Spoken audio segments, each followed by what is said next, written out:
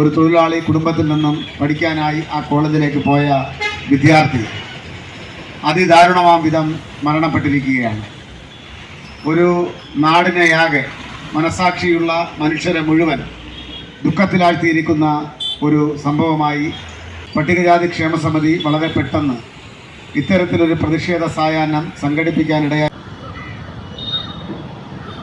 ഇത്തരം വിദ്യാഭ്യാസ സ്ഥാപനങ്ങൾ കേരളത്തിൽ തുറന്ന് പ്രവർത്തിപ്പിക്കണമോ വേണ്ടയോ എന്ന് തീരുമാനിക്കുന്നതിന് വേണ്ടിയിട്ടുള്ള ആർജവം കേരളത്തിലെ പട്ടികജാതി സമൂഹം ഏറ്റെടുക്കേണ്ട സാഹചര്യം അതിക്രമിച്ചു പോയി എന്ന് മാത്രമാണ് നമുക്ക് ഇതിനെ സംബന്ധിച്ച് സൂചിപ്പിക്കാനായിട്ടുള്ളത്.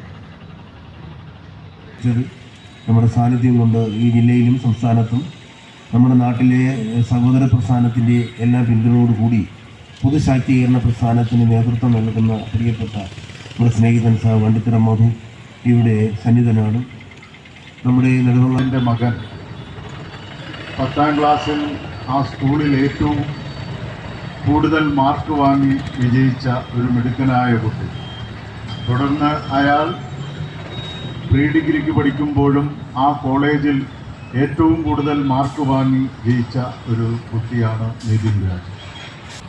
ഒരു ജനാധിപത്യ സംവിധാനത്തിലെ നീതിബോധമാണ് ഈ ജനാധിപത്യപരമായിട്ടുള്ള ഒരു സമൂഹത്തെ നയിക്കേണ്ടതെങ്കിൽ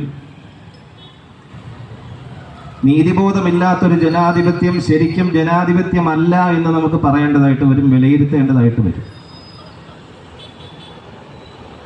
ഇത് പട്ടികജാതി ക്ഷേമ സമിതിയും ഒരു നാട് പുരോഗതിയിലേക്ക് പോകണമെന്ന് ആഗ്രഹിക്കുന്ന മുഴുവൻ ആളുകളും ഇത്തരം ഒരു പ്രതിഷേധത്തിലേക്ക് നമ്മൾ കൊണ്ടെത്തിക്കാൻ ഇടയായ കാരണങ്ങൾ എല്ലാവർക്കും ഏറെ ബോധ്യമായിട്ടുള്ളതാണ്.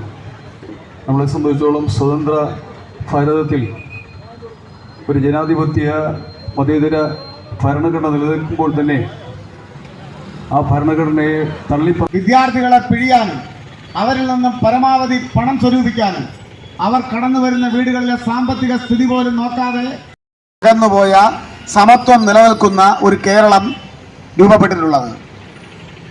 അതുകൊണ്ടാണ് വ്യത്യസ്തരായിട്ടുള്ള ആളുകൾ ഈ സമരത്തിൽ ഉൾപ്പെടെ പങ്കെടുക്കുന്നത്.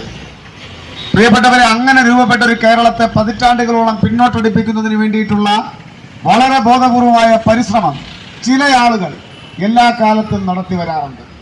ആ ചുരുക്കം ചില ആളുകൾ ഈ നാടിൻ്റെ പൊതുശത്രുവാണ് എന്ന് പ്രഖ്യാപിക്കുക എന്നതാണ് ഞങ്ങളുടെ ഈ പരിപാടിയുടെ, ഈ പ്രതിഷേധ സായാഹ്നത്തിൻ്റെ ആകെ ഉദ്ദേശ ലക്ഷ്യം എന്നുള്ളത് ഞങ്ങൾ പറയാൻ ആഗ്രഹിക്കുകയാണ്.